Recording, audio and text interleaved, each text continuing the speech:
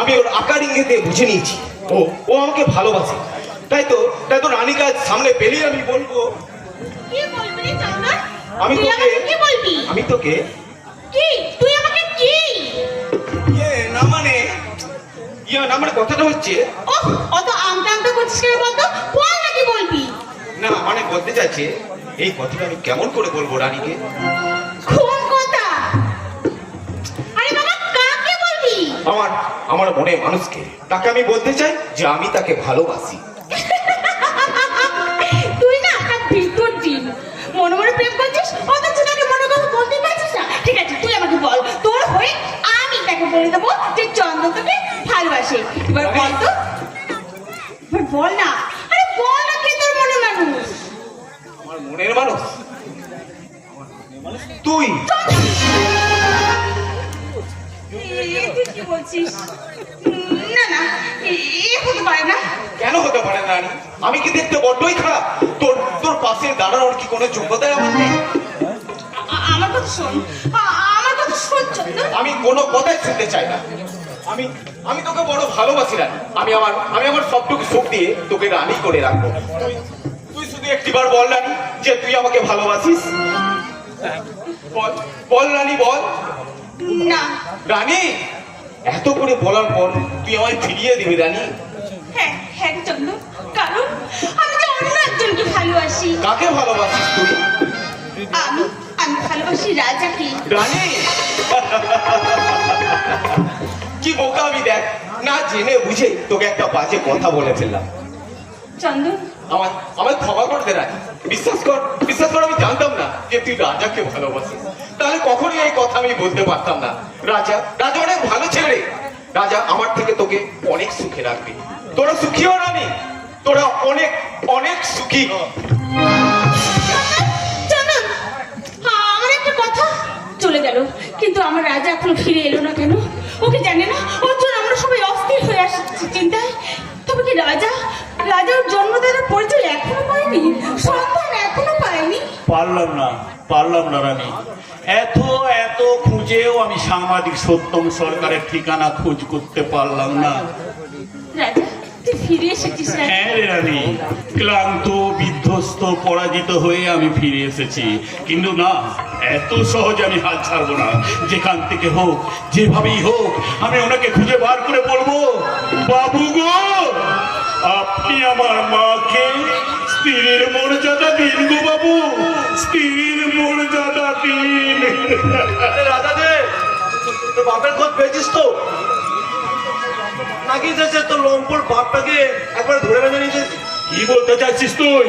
আরে বলছিলাম তোর আর নতুন করে বাপ খোঁজার দরকার নেই। মনোহর কাকার সঙ্গে তোর মায়ের বিয়ে দিলে তাহলে তুই নতুন করে একটা বাপ পেয়ে যাবি, আর তোর ওই মা একটা নতুন স্বামী পেয়ে যাবে।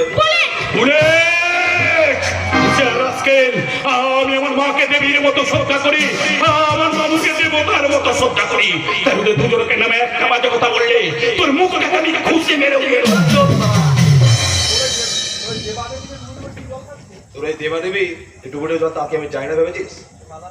সালা দিনের বেলায় ভাই বোন সাথে খুঁজে বেড়াচ্ছে, রাতের বেলায় তারা স্বামী স্ত্রীর সাথে মজা লুটছে।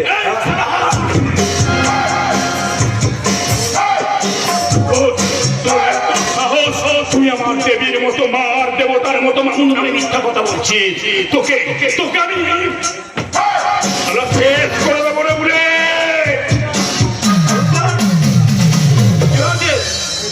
সেদিনের মতো আজ আমি তোকে পড়ে পড়ে মার খাবো না রাজা।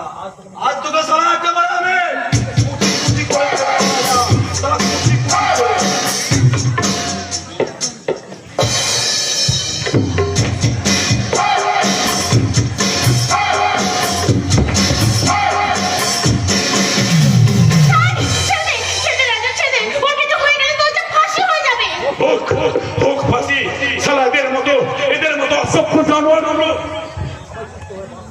আমাকে সুস্থ ভাবে বাঁচতে দেবে না।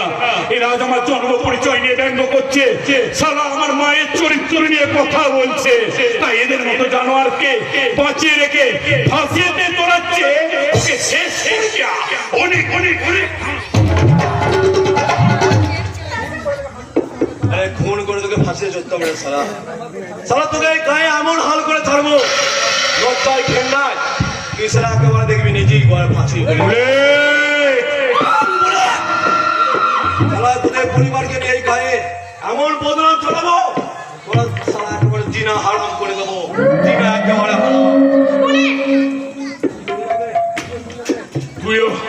তুইও শুনে যা বলে, আমার মায়ের গায়ে যদি এক ফোঁটা কলঙ্কের আঁচড় লাগে, আমি কিন্তু তোকে ছেড়ে কথা বলবো না রে, জানো?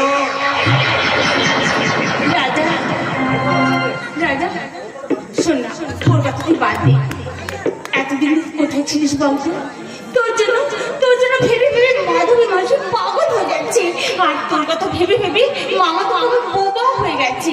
তুই ফিরে চল রাজা, তুই ফিরে চল। কেমন করে আমি ফিরে যাবো রে রানী?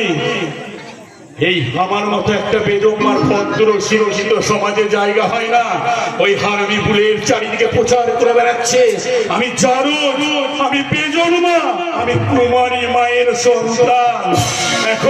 এখন আবার আমার মায়ের চরিত্র নিয়েও কথা বলছে, বলছে আমার মা নাকি কুলোটা কলঙ্কিনী নকশা চরিত্রের।